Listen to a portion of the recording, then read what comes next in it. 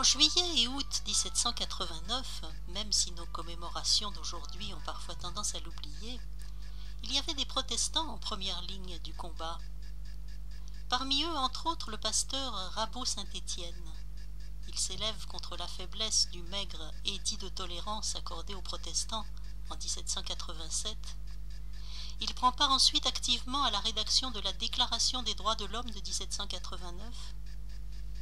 Puis il est élu président de l'Assemblée nationale en 90 et finit comme l'une des victimes de la terreur en 1793.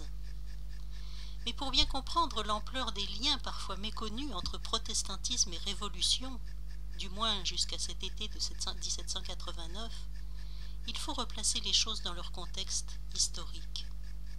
Revenons, si vous le voulez, amis auditeurs, un siècle avant. Un seul roi, une seule loi, une seule foi. C'était le slogan de Louis XIV. Et c'est au nom de ce principe qu'il faut révoquer l'édit de Nantes, selon lui, et condamner les réformés à la clandestinité. Nous sommes en 1685. Aussitôt la résistance s'organise. Le protestantisme, officiellement rayé de la carte du royaume de France, n'a pourtant pas disparu dans les cœurs des croyants. Les Huguenots, depuis la Révocation, se réunissent dans le maquis Cévenol, entre autres, qu'on appelle le désert, au péril de leur vie, puisque les hommes risquent les galères à perpétuité, les femmes l'emprisonnement à vie à la tour de Constance, et les enfants l'enlèvement pour être baptisés de force et élevés au couvent catholique romain. Quand ils sont pris en flagrant délit de crimes d'assemblée, parfois pour un seul psaume chanté imprudemment avec ferveur, avec quelques décibels de trop, les pasteurs coupables d'avoir célébré un culte protestant sont condamnés à mort. Les dragons du roi sillonnent sans relâche le maquis pour faire revenir les fidèles de force à l'église romaine.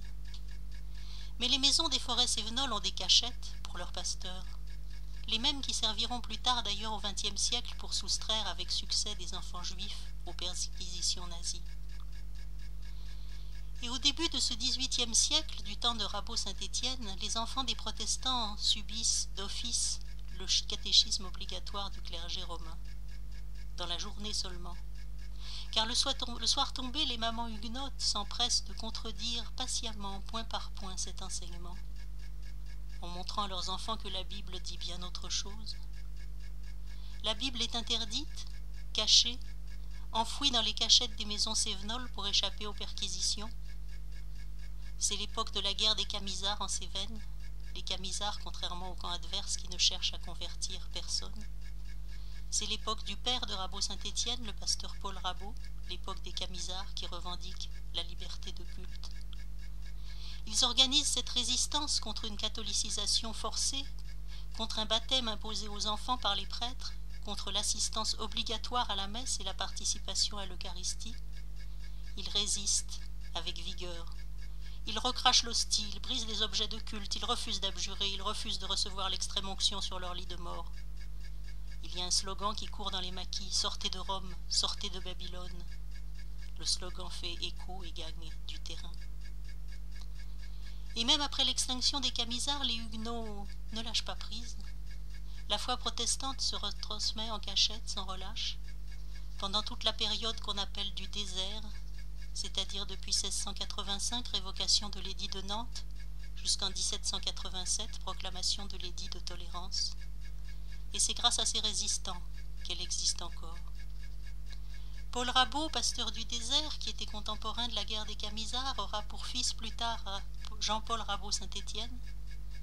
Et quand l'édit de tolérance de 1787 arrive enfin, les protestants, avec Rabot-Saint-Étienne justement, sont en première ligne. La révolution approche, et c'est ce pasteur Rabot-Saint-Étienne qui prononce le célèbre discours au sujet de la tolérance dont nous allons entendre dans quelques instants un extrait.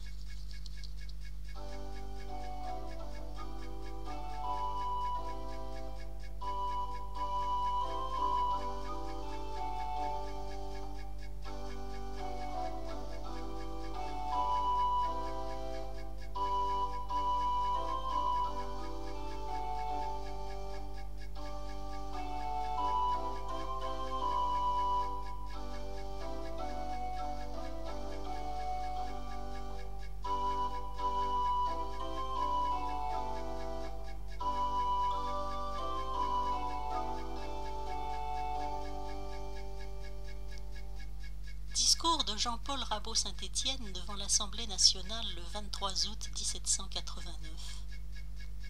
Les non-catholiques, quelques-uns de vous, messieurs, dit Rabot-Saint-Étienne, l'ignorent peut-être, n'ont reçu de l'édit de novembre 1787 que ce que l'on n'a pas pu leur refuser. Oui, ce que l'on n'a pas pu leur refuser. Je ne le répète pas sans quelque honte, dit Rabot-Saint-Étienne, mais ce n'est point là une inculpation gratuite, ce sont les propres termes de l'édit.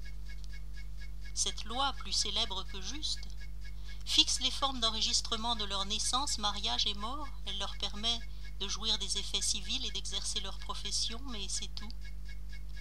C'est ainsi, messieurs, dit Rabot-Saint-Étienne, qu'en France, au XVIIIe siècle, on a gardé la maxime des temps barbares de diviser une nation en une caste favorisée et une caste disgraciée.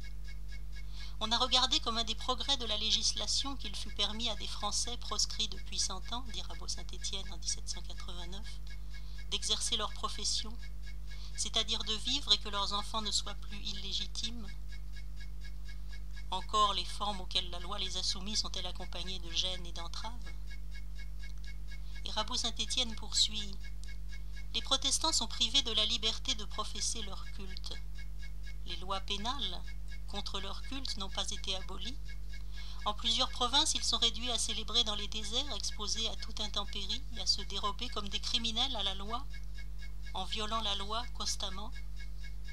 Ainsi, messieurs, dit Rabot-Saint-Étienne, les protestants font tout pour la patrie et la patrie les traite avec ingratitude.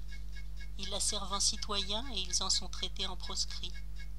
Ils la servent en hommes que vous avez rendus libres, dit-il à l'Assemblée nationale de 1789, et ils en sont traités en esclaves. Mais il existe enfin une nation, poursuit Rabot-Saint-Étienne dans ce discours de 1789, il existe enfin une nation française, et c'est à elle que j'en appelle, en faveur de millions de citoyens qui réclament aujourd'hui leurs droits. Je ne lui fais pas l'injustice à cette nation, poursuit Rabot-Saint-Étienne, de penser qu'elle puisse prononcer le mot d'intolérance. Il est banni de notre langue. Il n'y subsistera que comme un des mots barbares et surannés dont on ne se sert plus parce que l'idée qu'il représente est anéantie. Mais, messieurs, poursuit Rabot-Saint-Étienne, ce n'est pas la tolérance que je réclame, ce n'est même pas la tolérance que je réclame, c'est la liberté. La tolérance, ah, le support, le pardon, la clémence.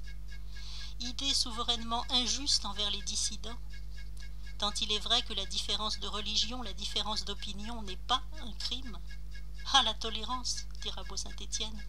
Je demande qu'il soit proscrit à son tour, et il le sera, ce mot injuste, qui ne nous présente que comme des citoyens dignes de pitié, comme des coupables auxquels on pardonne, ceux que le hasard souvent et l'éducation ont amenés à penser d'une autre manière que nous. L'erreur, messieurs, dit Rabot-Saint-Étienne, n'est point un crime. Celui qui la professe la prend pour la vérité. Elle est la vérité pour lui. Il est obligé de la professer. Et nulle société n'a le droit de le lui défendre. Messieurs, dit Rabot-Saint-Étienne, dans ce partage d'erreurs et de vérités que les hommes se distribuent ou se transmettent ou se disputent, quel est celui qui oserait assurer qu'il ne s'est jamais trompé? Dit Rabot-Saint-Étienne, que la vérité est constamment chez lui et l'erreur constamment chez les autres? Je précise ici que Rabot-Saint-Étienne parle bien sûr à une époque où le dogme de l'infaillibilité pontificale n'est pas encore promulgué puisqu'il date de 1870. Et Rabot-Saint-Étienne de conclure: je demande donc, messieurs, pour les protestants français, pour tous les non-catholiques du royaume, je demande donc ce que vous demandez pour vous, la liberté et l'égalité de droit.